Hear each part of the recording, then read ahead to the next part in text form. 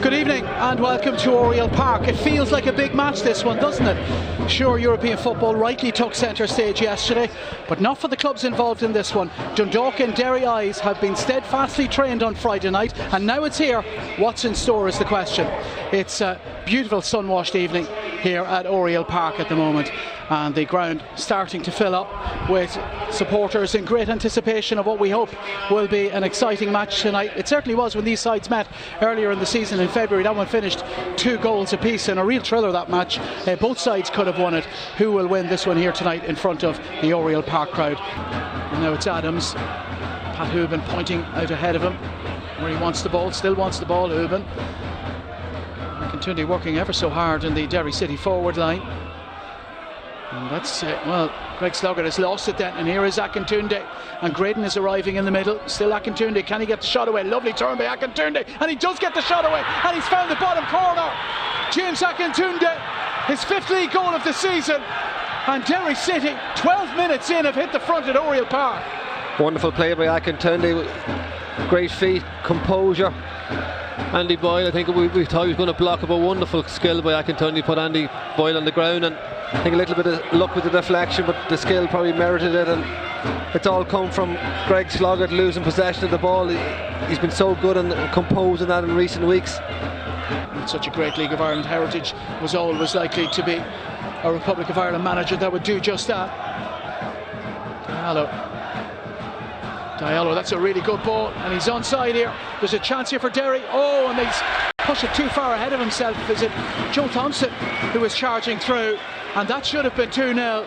Nathan Shepherd, as he so often does, quick to come out and smother it, but the touch from Thompson was too heavy. He should have made it 2. Greg Sloggett is there to win it back for the Lily White Stoke. Mark Connolly stepping in, runs straight into Greg Sloggett. Sloggett again, up against Patrick McElhenney. McElhenney up against Ryan O'Kane, and it's O'Kane who emerges with it. Now Joe Adams, and now Pat Hooban, and he's caught. O'Kane is in behind here. Ryan O'Kane, can he make a name for himself? Oh, what a save. Quite. Great save by Brian Maher. Well, that was Dundalk's best chance of the half, arguably. Fantastic play, and again young O'Kane came in here and he's battling here. Connolly, Sloggett, O'Kane, and Kane come out on top, and a lovely little dink ball around the corner by Hooban. A little bit better by Dundalk, and again Connolly is in the right position, just took up that front post position. There's going to be a decent cross to beat him there. Here's Stephen Bradley. Sam Bone has slipped away from Akintunde. Bone, oh, there might be a chance of a shot for Bone. Oh, and he's put it just the wrong side of the post. Well, Sam Bone driving forward from his centre back position, and he gave Akintunde the slip, but he just couldn't find the back of Brian Maher's net. Brendan Glass with a less impressive pass.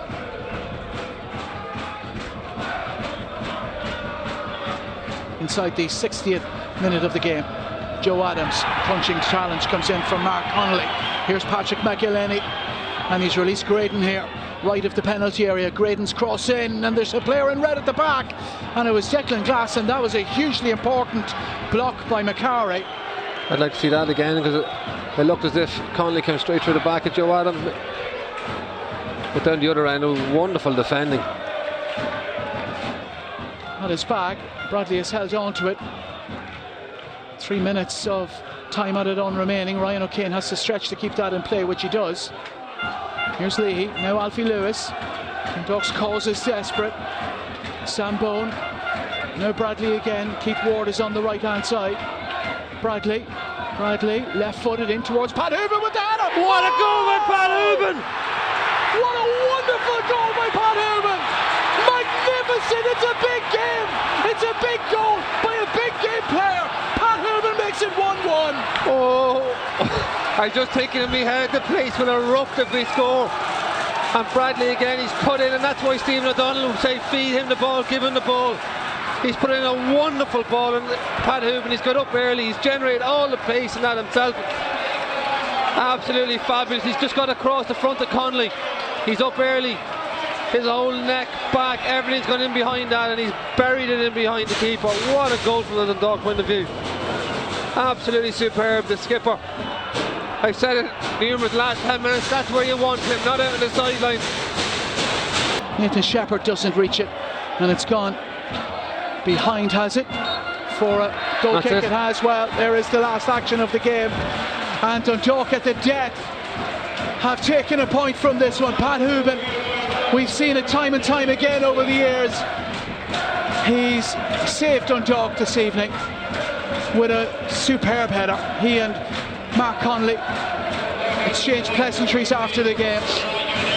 But we're satisfied with the performance. I mean, we have to accept the result, and the fact that we were one down going into the final minutes of the game. But I thought that the least we deserved from the game was a point. But overall, satisfied with the character and personality of the team, particularly in adversity where we lost 2 lads in the first half to injury, so we had to adjust for that. And I thought it was a good second half performance, and we deserved the point in the end. When you get to the 93rd minute, 1-0 up, of course I'm not satisfied with. We weren't vintage in possession. We were good in the first half, and second half we weren't vintage by any stretch, but we dug in and we stood up. We knew Dundalk's goal scoring end that they were going into. We knew that they had put it up to us, and we stood up to us, and a lapse in concentration, and we got punished. And that's what Pat Hooban does when you allow crosses to come in the box.